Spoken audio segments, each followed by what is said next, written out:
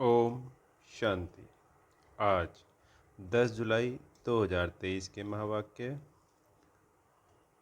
प्यारे बाप दादा ने कहा, मीठे बच्चे, बाप का राइट हैंड बन, सर्विस का शौक रख, श्रीमत पर पूरा पूरा अटेंशन दो। अखबार में कोई सर्विस की बात निकले तो उसे पढ़कर सर्विस में लग जाओ। तो आज बाप दादा कह रहे हैं बाबा का राइट हैंड बनना है और सर्विस का शौक रख, श्रीमत पे पूरा पूरा अटेंशन देना है कि बाबा की हमें क्या श्रीमत मिल रही है। रोज़ की श्रीमत मुरली के द्वारा अलग अलग होती है और जो मुरली में पॉइंट आता है रोज़ की श्रीमत के हिसाब से, तो उसी श्रीमत को फॉलो करना होता है। तो आज बाबा कह रहे हैं कि अखबारों में कोई सर्विस की बात निकले तो उसे पढ़कर सर्विस में लग जाओ। प्रश्न है, बाप का नाम तुम बच्चे कब बाला कर सकेंगे? उत्तर है, जब तुम्हारी चलन बड़ी रॉयल और गंभीर होगी। तो गंभीरता एक बहुत श्रेष्ठ गुण है ज्ञान में चलने के लिए। अभी कुछ दिन पहले बाबा ने मुरली के द्वारा ही हमें क्लियर किया था कि गंभीरता के गुण को धारण करना है, वो बहुत ज़रूरी है। रमणीकता होनी चाहिए पर वो ना के बराबर। संसार के हिसाब से हंसी ठिठोली करना, मजाक करना, ठहाके मार के हंसना, वो सब रॉन्ग है। मुस्कुराहट होनी चाहिए, रमणीकता बात में। जैसे बाबा कभी कभी हमारे बच्चों के साथ रमणीकता करते हैं ना, हल्की फुल्की, वैसे रमणीकता। तुम शक्तियों की चाल ऐसी चाहिए जैसे मोरनी। तुम्हारे मुख से सदैव रतन निकलने चाहिए, पत्थर नहीं। तात्पर्य, मीठे बोल होने चाहिए। जैसे शुद्ध संकल्प होते हैं ऐसे ही शुद्ध वचन होने चाहिए, प्रेम स्वरूप वचन होने चाहिए। पत्थर निकालने वाले नाम बदनाम करते हैं। व्यर्थ बातें करना, दूसरों को नीचा दिखाना, किसी का भी दिल दुखाना, वो हो गए पत्थर के समान वचन, तो वो नहीं बोलने हैं।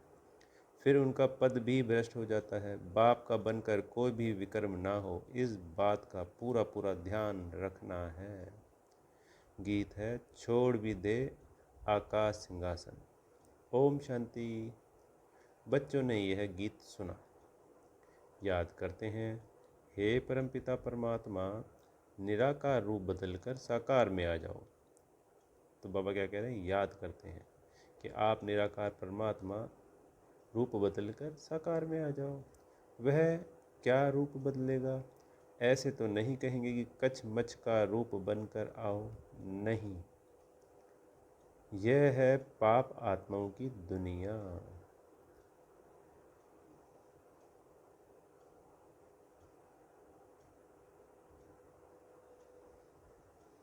पुकारते हैं पावन बनाने के लिए। बाबा कह रहे हैं ये जब वो रूप बदल के आएंगे, तो जैसे शास्त्रों में कचमच का अवतार दिखा दिया, तो वो तो अवतार कोई लेना नहीं है, ऐसा तो कोई रूप लेके नहीं आएंगे। और ये है पाप की दुनिया। तो यहीं पाप की दुनिया में तो पुकारेंगे ना कि बाबा आओ हमें पावन बनाओ। अगर सर्वव्यापी है तो फिर किसको पुकारते हैं? अब यह गीत तो रेडियो में भी बजते हैं। तो यह फिल्मी गीत है। उस वक्त यज्ञ में कुछ एक सिलेक्टेड फिल्मी गीत गाए जाते थे। ऐसा माना जाता है कि बाबा की प्रेरणा से ही वो गीत बनाए गए थे लगभग, और उन्हीं के ऊपर बाबा फिर मुरली चलाते थे, क्योंकि वो जैसे छोड़ भी दे आकाश सिंहासन, तो परमात्मा को उसमें पुकारा जा रहा है गीत में। तो इस तरीके का गीत और उसके ऊपर फिर मुरली, क्योंकि यज्ञ में इतना धन नहीं था उस वक्त कि अपने गीत बनाए जाए। फिर बाद में तो यज्ञ में आज हज़ारों लाखों गीत हैं हमारे बाबा के बच्चों के स्पेशल यज्ञ के बनाए हुए।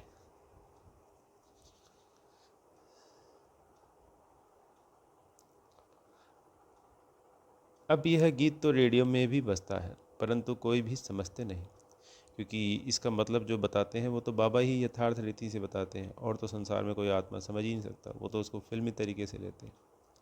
अब तुम बच्चियां तो अखबार आदि पढ़ती नहीं हो, भल पढ़ी लिखी हैं, परंतु अखबार पढ़ने का शौक़ नहीं। बाकी रहे गोप, उनमें भी कोई कोई को सर्विस का शौक रहता है कि किस रीति अखबार से सर्विस का रास्ता निकालें। ब्राह्मण कुलभूषण है तो बहुत, परंतु उनमें भी कोटों में कोई निकलते हैं जो अखबार में देख फौरन सर्विस करने लग पड़ते हैं। तो बाबा कह रहे हैं माताओं बहनों को तो शौक भी नहीं है और पढ़ते भी नहीं हैं, और गोप में भी ज़्यादातर नहीं पढ़ते हैं, पर कुछ एक पढ़ते हैं जिनको शौक होता है और अखबारों में पढ़कर वो फ़ौरन सर्विस करने लग पड़ते हैं। बाबा देखते हैं आगे किस तरीके से ये सर्विस करनी है, अखबारों में देखकर क्या बताते हैं। बाबा ने राइट हैंड बनाया है माताओं को, गोप मुश्किल खड़े होते हैं, कोई बिल्ला यथार्थ रीति से श्रीमत पर अटेंशन देते हैं। यह एक पॉइंट है भ्रष्टाचार और श्रेष्ठाचार की। भ्रष्टाचारी बुलाते हैं कि हे भगवान आओ आकर श्रेष्ठाचारी बनाओ, तो सारी दुनिया ही भ्रष्टाचारी है और भक्ति में सभी पुकारते हैं परमात्मा को। सभी भ्रष्टाचारी जरूर हैं, कहा जाता है यथा राजा रानी तथा प्रजा। तो भ्रष्टाचारी ये नहीं कि सिर्फ नेता ही भ्रष्टाचारी है, जो भी पतित आत्माएं हैं इस कलयुग में सभी भ्रष्टाचारी हैं, चाहे वो कोई भी है। मतलब ये समय ही भ्रष्टाचार वाला है। बाबा का सिर्फ उन भ्रष्टाचारियों की बात नहीं कर रहे, नेताओं वाली भ्रष्टाचार वाली, प्रत्येक आत्मा। यथा राजा रानी माना गवर्नमेंट और तथा प्रजा माने रैयत, बोली प्रजा यानी प्रजा सब पब्लिक। तो बच्चों को समझाया गया है कि भारत सदा श्रेष्ठाचारी था। कब था? स्वर्ग में। स्वर्ग था, स्वर्ग में भी अगर भ्रष्टाचारी हो तो उनको फिर स्वर्ग कैसे कहा जाए? स्वर्ग की स्थापना जरूर बाप ही करते होंगे, जिसको ही याद करते हैं भ्रष्टाचारी ही बुलाते हैं। तो जब हम आत्माएं द्वापर और कलयुग में श्रेष्ठाचारी से, जो सत्युग और त्रेता में होती हैं, जब भ्रष्टाचारी बन जाती हैं, तब हम परमात्मा को बुलाते हैं कि आओ हमें पति से पावन बनाओ। श्रेष्ठाचारी कब बुलाते नहीं। भारत बड़ा श्रेष्ठाचारी था, स्वर्ग था, अब तो नर्क है, तो नर्क में जरूर भ्रष्टाचारी होंगे। श्रेष्ठाचारी का सबूत दिखाओ। तुम चित्र दिखला सकते हो। बरोबर सतयुग में यथा राजा रानी तथा प्रजा, यह लक्ष्मी नारायण देखो श्रेष्ठाचारी थे। तो बाबा कह रहे हैं जब हम दूसरी आत्माओं को ज्ञान देंगे या समझाएंगे तो हम चित्र में दिखा सकते हैं कि देखो हमारा जो सतयुग था वो श्रेष्ठाचारी था, क्योंकि वो शिव परमात्मा के द्वारा स्थापित है। वहाँ लक्ष्मी नारायण के जो गुण शक्तियाँ होती हैं 16 कला संपूर्ण सर्वगुण संपन्न, ऐसे ही सारी की सारी प्रजा, चाहे वो नौकर चाकर है, प्रजा है, दास दासी है, साहूकार, कोई भी है, सब के सब सर्वगुण संपन्न 16 कला संपूर्ण सेम डिग्री लिए हुए होते हैं। सिर्फ और सिर्फ पद का फर्क है और कोई फर्क नहीं है।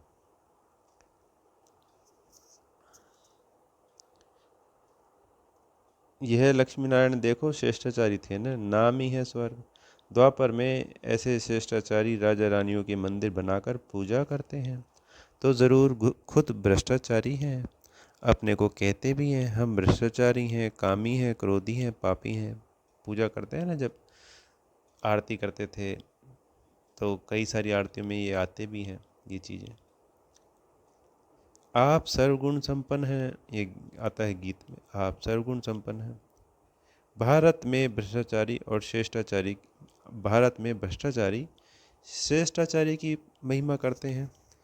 भ्रष्टाचारी राजाओं के पास श्रेष्ठाचारी देवताओं के मंदिर हैं, महिमा गाते रहते हैं, नमन वंदन पूजा करते रहते हैं। बाबा ने समझाया है धर्म स्थापना करने अर्थ ऊपर से जो आत्माएं आती हैं वह जरूर सतो प्रधान श्रेष्ठाचारी होंगी। तो द्वापर कलयुग में जिन भी श्रेष्ठ आत्माओं ने नए धर्म की स्थापना करी, वो सतो प्रधान आत्माएं दूसरे तन में आती हैं, तो वो संपूर्ण सतो प्रधान श्रेष्ठाचारी होती हैं। भल माया का राज्य है, परंतु पहले पहले आने वाले जरूर सतो प्रधान होंगे, तब तो उनकी महिमा होती है। फिर सतो रजो तमो में आते हैं। देवताएं भी श्रेष्ठाचारी थे, हरेक को सतो रजो तमो में आना ही है। भ्रष्टाचारी बनना ही है। अखबारों में पढ़ता है, कई संस्थाएं हैं जो भ्रष्टाचार को बंद करने का पुरुषार्थ करती हैं। तो अनेकों अनेक संस्थाएं बनी है ना, अपने अपने तरीके से समाज में इस तरीके के कार्य करती हैं कि ये जो भ्रष्टाचार है ये समाप्त हो। अब श्रेष्ठाचारी देवताओं के मंदिर बनाए पूजा करते आए हैं। आप ही पूज्य श्रेष्ठाचारी थे। तो जो देवताओं के मंदिर बनाए तो बाबा कह रहे हैं आप ही ये तो पूज्य श्रेष्ठाचारी थे। फिर आप ही पुजारी भ्रष्टाचारी, फिर पूज्य देवी देवताओं की बैठ पूजा करते हैं। अभी तुम लिख सकते हो कि यथा राजा रानी तथा प्रजा सतयुग में श्रेष्ठाचारी थे। तो अभी हम लिख सकते हैं ये बात कि जैसे राजा रानी होते हैं वैसी ही प्रजा भी श्रेष्ठाचारी होती है सतयुग में। वॉइसलेस वर्ल्ड थी। बाद में फिर कलाएं कम होती हैं। भारत को नीचे आना ही है, भारत को नीचे आना ही है। यह खेल ही भारत पर है, मुख्य खेल ही भारत पर है। इसलिए क्योंकि यहाँ भगवान भी यहीं आ रहे हैं, देवी देवता भी यहीं हैं, और विश्व की जड़ या प्राचीन देश वो यही है, भारत। आधा कल्प भारत श्रेष्ठाचारी था, सदा एक रस भी नहीं रहते। 16 कला से 14 कला में तो आना ही है। धीरे धीरे कलाएं कम होती जाती हैं, तमो प्रधान बन पड़ते हैं। बाप कहते हैं जब जब अति भ्रष्टाचार होता है तब मैं आता हूँ। पतित को भ्रष्टाचारी और पावन को श्रेष्ठाचारी कहेंगे। तो बाबा आज यहाँ पे पतित को भ्रष्टाचारी कह रहे हैं। यह तो बिल्कुल समझ की बात है। श्रीमद् भगवत कहा जाता है, श्रीमत क्या करती है? वह तो श्रेष्ठ राजाओं का राजा बनाती है। कहते हैं इन माया पर जीत पहनो तो तुम प्रिंस प्रिंसेस बनेंगे। भेंट करनी है। क्राइस्ट से 3000 वर्ष पहले भारत 16 कला संपूर्ण श्रेष्ठाचारी था। तो माया पर जीत पहनने से हम क्या बन जाते हैं? Prince princess. भेंट करना मतलब कंपैरिजन करना, कंट्रास्ट भी कह सकते हैं कि क्राइस्ट से 3000 वर्ष पहले भारत 16 कला संपूर्ण श्रेष्ठाचारी था। भारत सोने की चिड़िया था। बाबा जो सोने की चिड़िया प्रयोग करते हैं शब्द, वो सत्युग के लिए करते हैं, और जो संसार के लोग सोने की चिड़िया का प्रयोग करते हैं वो द्वापर में जो सोने की चिड़िया बनते हैं ना, जो अभी विक्रमादित्य जी का राज्य था उस समय भी, क्योंकि उसी वक्त उसके बाद अभी 1000-1200 साल पहले विदेशियों ने आक्रमण किए, यहाँ से सोना लूट के ले गए। तो ये इसी द्वापर के युग से ही, क्योंकि सतयुग के बारे में तो किसी को कोई ख़ास जानकारी है भी नहीं, तो बाबा हमेशा सतयुग की बात करते हैं। तो हम द्वापर में सोने की चिड़िया थे। तो इस बात से आप समझिए कि अभी कितना धन था हमारे पास। यथा राजा रानी तथा प्रजा सदा स्वर्ग में सुखी थे। फिर जब से रावण राज्य शुरू होता है तो भ्रष्टाचारी बनने लगते हैं। खुद ही कहते हैं हमारे ऑफिसर्स में भ्रष्टाचार है। राजा रानी तो है नहीं जो कहें प्रजा में भ्रष्टाचार है। यहाँ तो प्रजा का प्रजा पर है राज्य। कोई भी प्रतिनिधि, चाहे वो राष्ट्रपति है, प्रधानमंत्री है, और चाहे वो बड़े बड़े ऑफिसर्स हैं, वो सारे के सारे प्रजा में से चुने गए प्रतिनिधि हैं, चाहे वो पढ़ाई के आधार पर होते हैं और चाहे वो राजनीति के आधार पर होते हैं। तो है सबके सब प्रजा, राजा रानी वाली प्रथा है नहीं, सब भ्रष्टाचारी हैं। पहले तो गवर्नमेंट शिष्टाचारी बननी चाहिए, उनको कौन बनावे। अब तुम गरीब बच्चियां ही नंबर 1 श्रेष्ठाचारी बन रही हो। जो बाबा के बच्चे हैं ना, वही नंबर 1 श्रेष्ठाचारी बन रहे हैं। बाप कहते हैं कि मैं आकर सबको श्रेष्ठाचारी बनाता हूँ। ड्रामा अनुसार यह सारा खेल बना हुआ है। ये सब कुछ ड्रामा अनुसार है और फिक्स है। हर कल्प कल्प यही सेम टू सेम रिपीट होगा ही होगा। फिर भी वही गीता चित्र आदि निकलेंगे। अब बंगाल में काली का मंदिर है, काली माँ माँ कह प्राण देते हैं। अब ऐसी काली माँ और चंडिका देवी आई कहाँ से? बाबा प्रश्न पूछ रहे हैं। नाम तो देखो कैसा है, नाम तो बाबा कह रहे हैं देखो कैसा है। तो जो भागंती होते हैं वो तो प्रजा में चंडाल बनते हैं। तो चंडाल कौन होता है? जब कोई आत्मा शरीर छोड़ देती है सत्युग में, तो चंडाल जो आता है उस बॉडी को अकेले ही ले जाता है और वहाँ पे उसको दाह संस्कार, वहाँ तो कुछ और कहते होंगे, तो यहाँ के हिसाब से मशीनों में दाह संस्कार होता है, अग्नि प्रज्वलित नहीं होती, तो उसको चंडाल कहा गया है। और परिवार के सदस्य भी शमशान घाट नहीं जाते।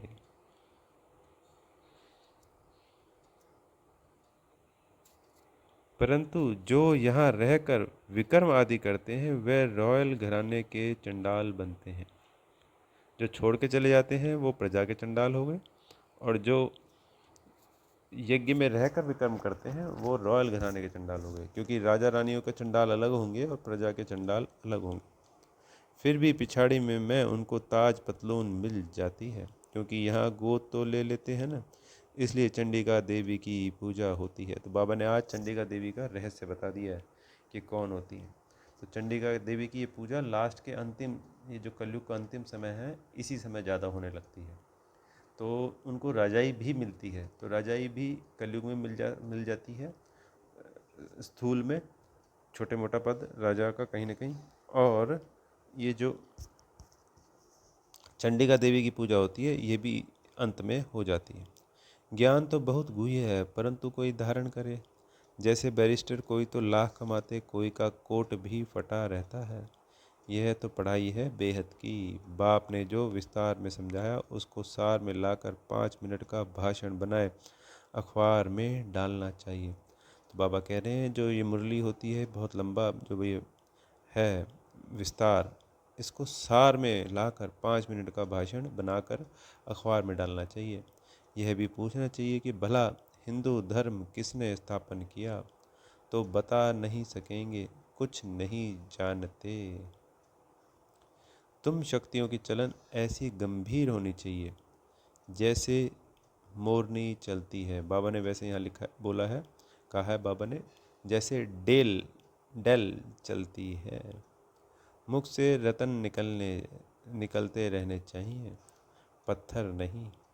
वह तो पत्थर मारेंगे, स्थूल पत्थर नहीं, मुख से वो पत्थर मारेंगे। तात्पर्य, तुम कभी पत्थर नहीं मारो, नाम बदनाम ना करो।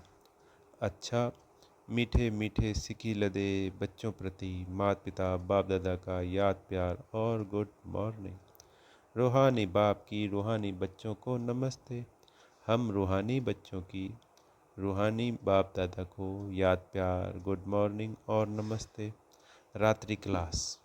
तो आज दूसरी मुरली, पहली मुरली जैसे रेगुलर सुबह की होती है, ये रात्रि क्लास। यहाँ अच्छे बुरे मनुष्य हैं। सतयुग में ऐसे अक्षर नहीं निकलेंगे, बुरा व पाप आत्मा अक्षर नहीं निकलेगा। जितने भी संसार के नेगेटिव शब्द हैं उनमें से एक भी नेगेटिव शब्द, ये नेगेटिव जो शब्द है ये भी नहीं होएगा वहाँ पे। दुख दर्द परेशानी कुछ भी नहीं होगा, ये शब्द नहीं होंगे, ये होना तो दूर की बात है। वहाँ है वॉइसलेस वर्ल्ड। बच्चे जानते हैं हम विश्व के मालिक थे। यह भारत जो देवी देवताओं का राजस्थान था अब पुराना है। मनुष्य नहीं जानते कि यह है संगम युग। अब यहाँ से लंगर उठाया हुआ है, हम इस दुनिया से पार जाते हैं। खेवैया है ना, तो बाबा ने हमें पुरुषोत्तम संगम युगी नाव पे बिठा लिया है। संसार के लोग कलयुग में हैं, इसका लंगर उठा लिया है, इस नाव को बाबा चला रहे हैं, उसका खेवैया बाबा है। और बाइबल में एक स्टोरी आती है कि सभी मनुष्य, बहुत सारे मनुष्यों को बिठा लिया एक बड़ी सी नाव में, और सभी जीव जंतुओं के एक एक जोड़े को बिठा लिया गया, और भगवान यानी उनके हिसाब से ईसा मसीह या जो भी भगवान है वो उस नाव को चला रहे हैं, और पूरा संसार का अंत समय हो गया है।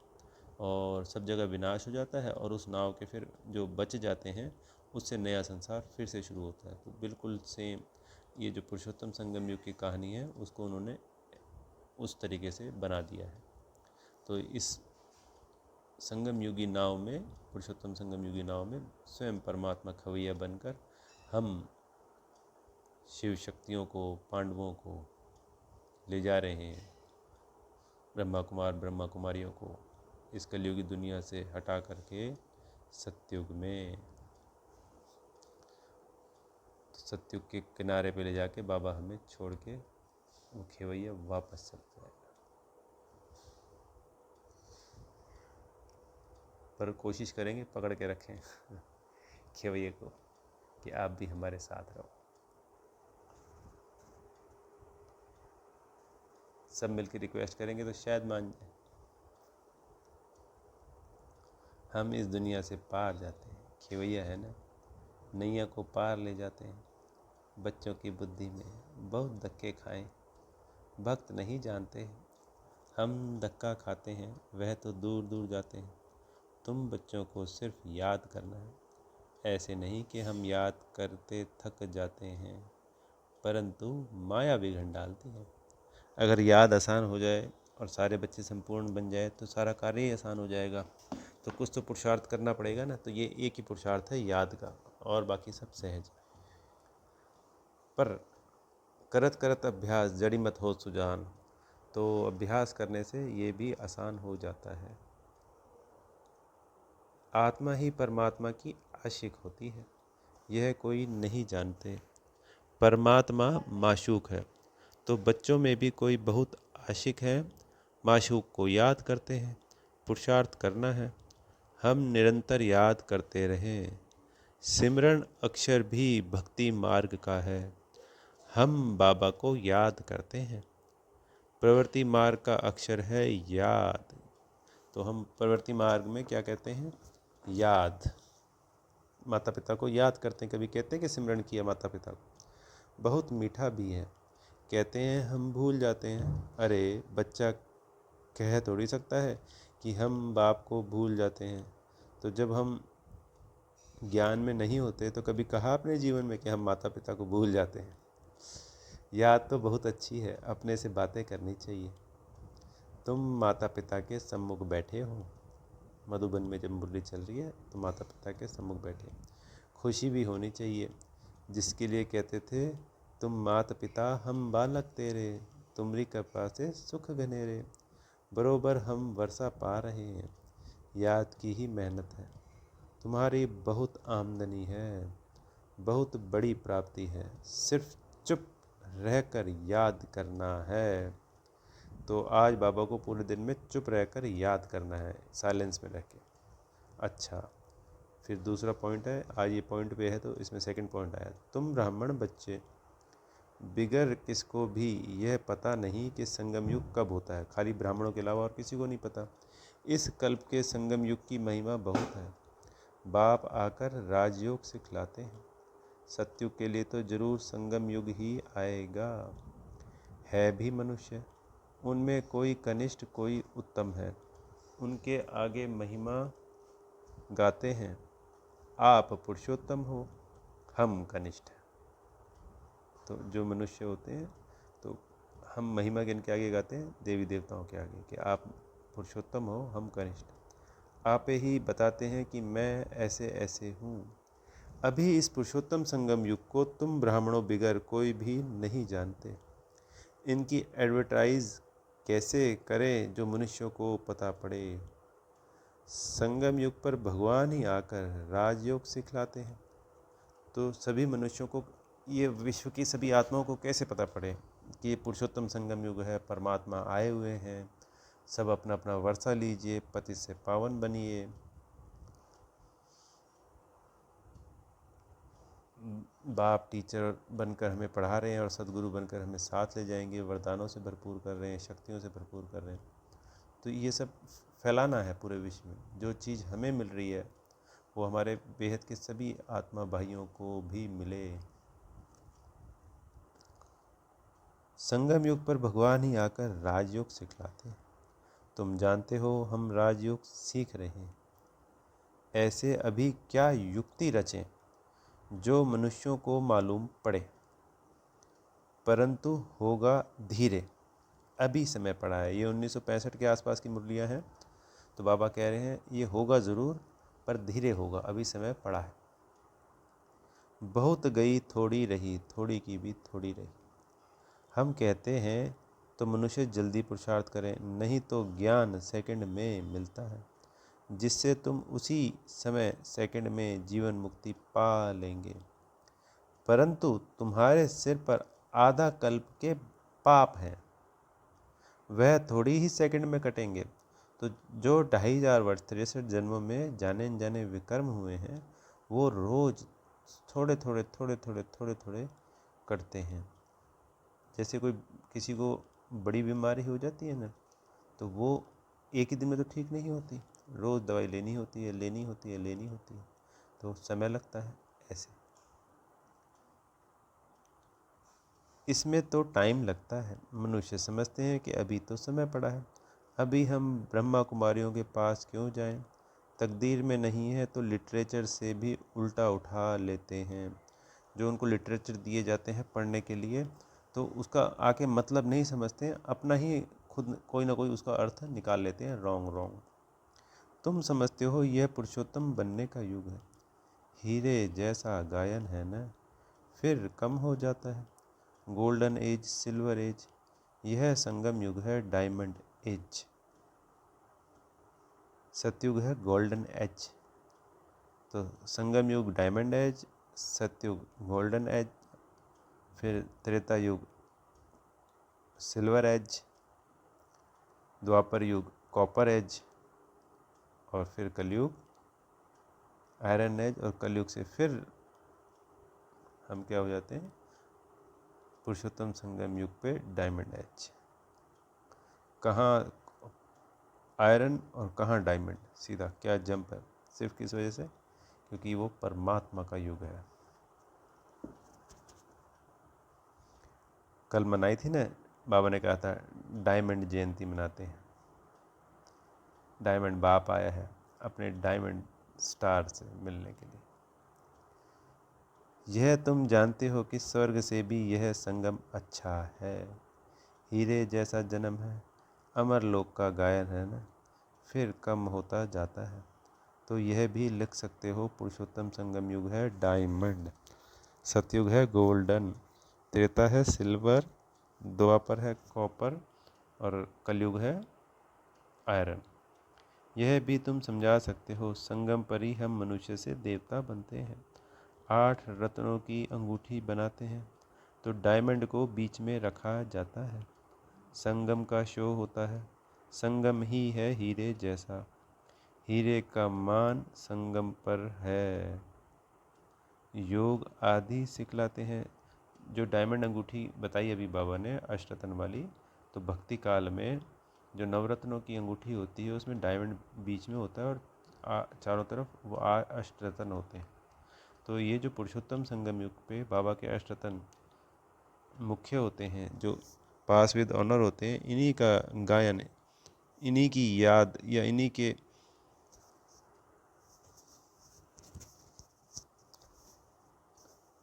यादगार में जो 8 रत्न होते हैं, उन 8 रत्नों से द्वापर और कलयुग में भी उन आत्माओं के कष्ट हर जाते हैं। क्योंकि कहते हैं ना, कई लोग नवरत्न की अंगूठी पहन लेते हैं तो सारे कष्ट दूर हो जाते हैं।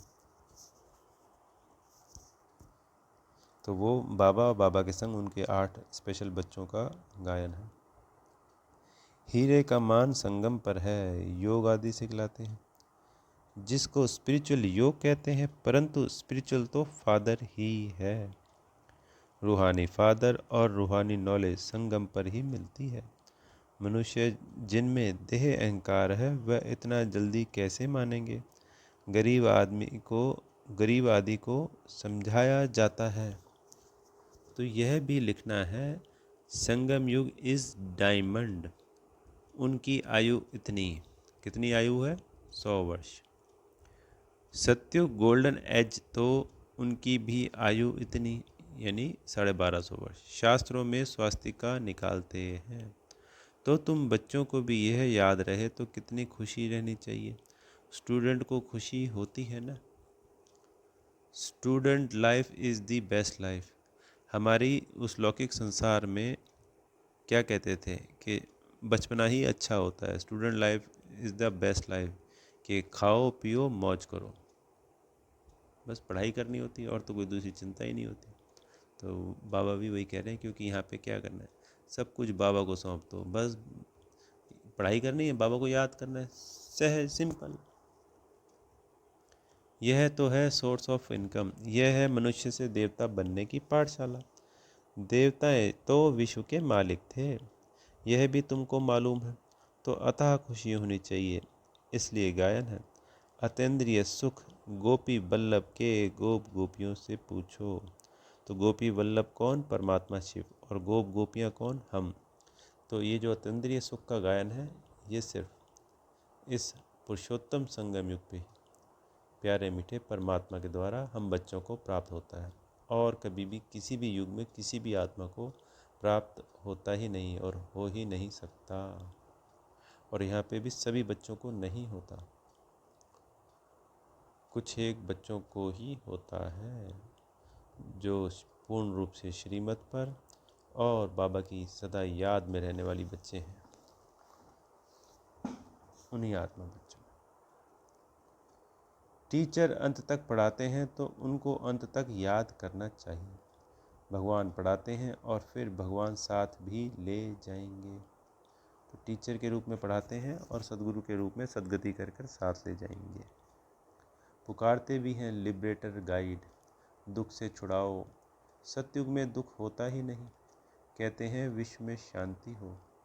बोलो आगे कब थी, यानी पहले कब थी शांति, वह कौन सा युग था किसको पता नहीं।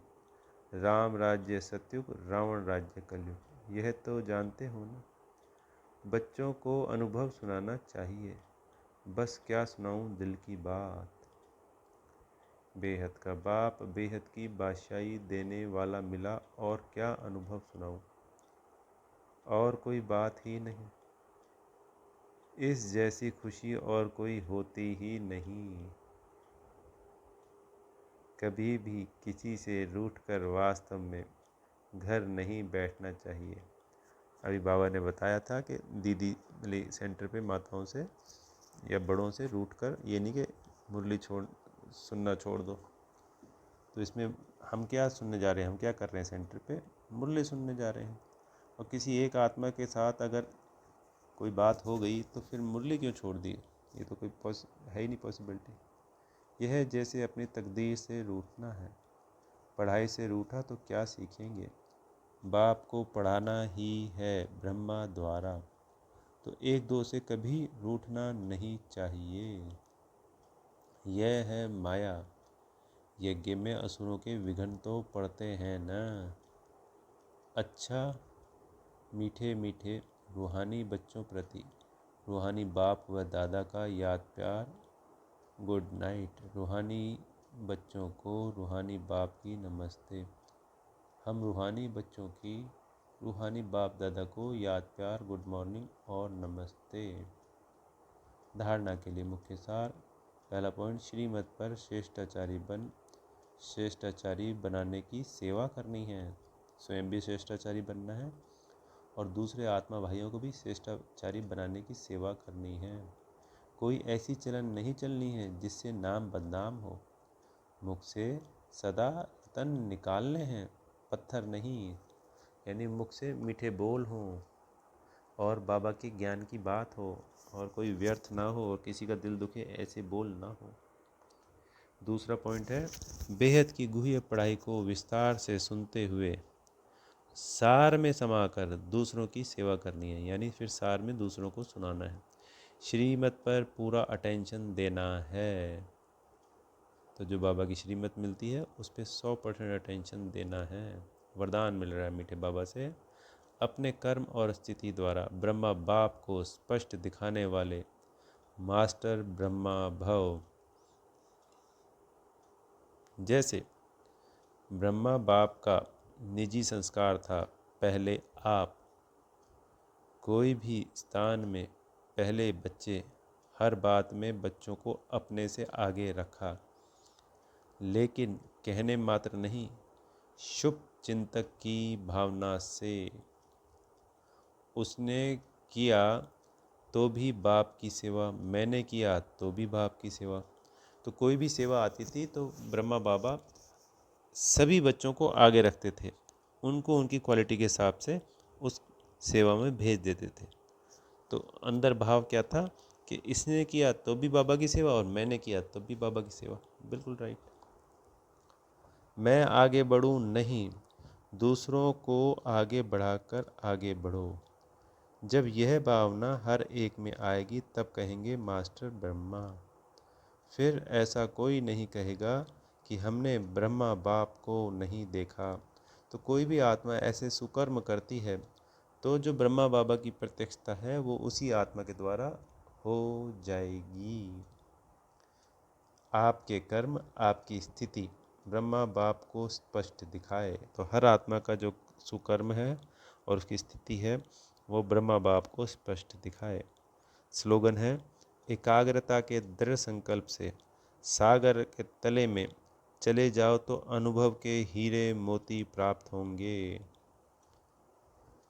तो जो एकाग्रता की शक्ति है उससे सागर परमात्मा कि ये जो ज्ञान है, चाहे हम परम धाम जाएँ तो हमारी एकाग्रता की शक्ति से हम गहराई में जाके बेहद आनंद, खुशी, प्रेम शक्तियों का अनुभूति कर सकते हैं। और इसी एकाग्रता की शक्ति से ज्ञान में भी, ज्ञान की गहराई में जाकर उसके तले में अनुभव के हीरे मोती प्राप्त कर सकते हैं।